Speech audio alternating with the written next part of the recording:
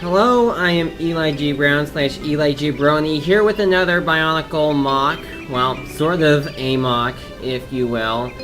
Well, it's actually supposed to be a recolor of an official character and of an official set. This was something that I actually got an idea from simply from looking at fan art that someone did of a character that looked like a green version of Vakama.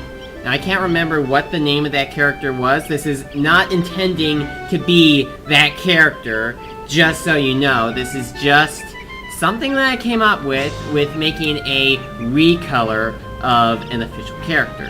In this case, this is a green version of Vakama. Now, there really isn't much difference between the original version of Vakama and this recolor of him. Something that should note is that there aren't a lot of parts that are artificially colored on this. The only thing that is customized would be the mask. Now, I spray painted Vakama's mask in the dark green color. It's not the same shade of green as Lego's dark green. It's slightly lighter than the dark green that Lego creates, but from a distance it's not very noticeable, and it works just fine. So apart from that, everything, all the parts on this are in their original color, and that is just about it. And as a little bonus, I decided to put the Disc of Time that I got off of Bricklink, which I just thought was a good thing to have, so I decided to put it with this green version of Vakama, possibly as a little tribute to the fact that in Legends of Metru Nui, the movie, Vakama was trying to create the Mask of Time, though he actually was successful in doing that. So the Disc of Time becomes the Mask of Time. So, just the normal features. I could actually review the Toa Metru with this character, so I'm actually gonna actually do that right there. So, I'm gonna review the Toa Metru just using this character as a representative, because all the official Toa Metru sets are disassembled now, because their story is over, and they've become Turaga, so the Toa figures do not need to be built anymore, because they have no purpose to exist. But this one is just a special little thing that I decided to create. So the Toa Metru, well, they have knees, unlike the first Toa from 2001 to 2003, which is a good thing.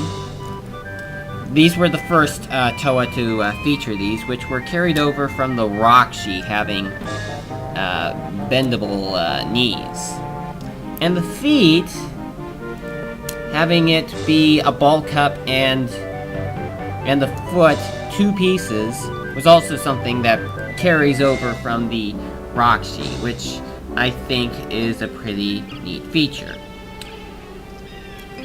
Now, the gear on the back, right there, it's a thin little axle connection piece, because the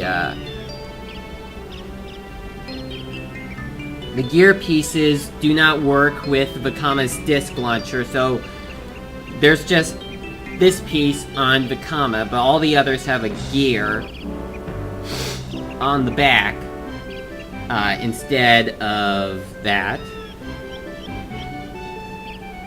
And some of the Toa do feature these extra little features. With Vakama, there's the disc launcher. With no Kama, they could be put on the back. Mataus could be used as wings. Onawas also could be put onto the back. Wenua, well, I think I might show you a separate video showing Wenua's feature with that, and Nuju's weapons could be put onto his feet. Yeah, onto his feet. So that's about all that they could do.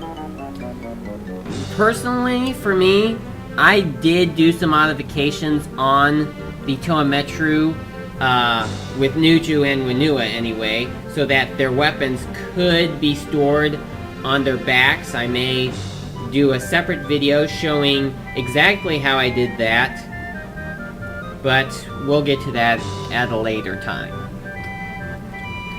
So, what is interesting is that with the first group of Toa Metru, not the first group of Toa Metru, but the first group of Toa, some of them would turn one of their arms when you turn the gear on the back, and some would turn both of their arms. But with the Toa Metru, every Toa moved both of his or her arms when the gear was turned. Even if a certain Toa only had one weapon to carry. So I'm actually going to take this this disc launcher off of his back and put it on one of his hands. Just like that. Though I personally do not see why there's this friction. There's a friction piece on each of his hands when he only has one weapon to carry. Though I guess you could maybe have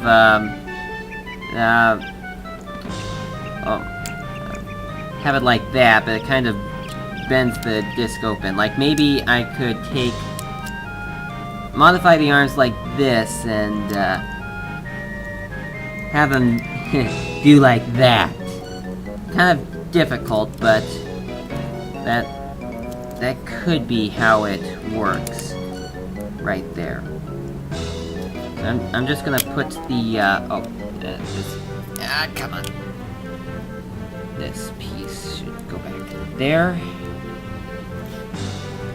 And then the disc launcher goes back there. Vakama still has the yellow eyes that he had before on this one, just like with Black Tahu. Still had the pink eyes like he did before. Well, of course, I could probably have, well, if all the parts were available in these colors, though, this mask is not actually available in this color, obviously enough. This is just a spray paint of it. An artificial spray paint, not official. I probably could have made a completely black one. Maybe at some point I will actually make a completely black Toa Vakama by spray painting a Vakama mask black, but now that I thought about it, that would not be possible because the Toa Metru heads are only available in the dark bluish gray, and I really cannot spray paint that, so I'm just not gonna bother with that. But anyway, Green Vakama told you how the Toa Metru worked, so kind of a double review in one. In the separate video, as I've said before, I will show you the functions of Wenua's weapon and how I managed to get the weapons of Wenua and Nuju to stick onto their backs. Okay, I will talk to you again next time, and thank you very much for watching.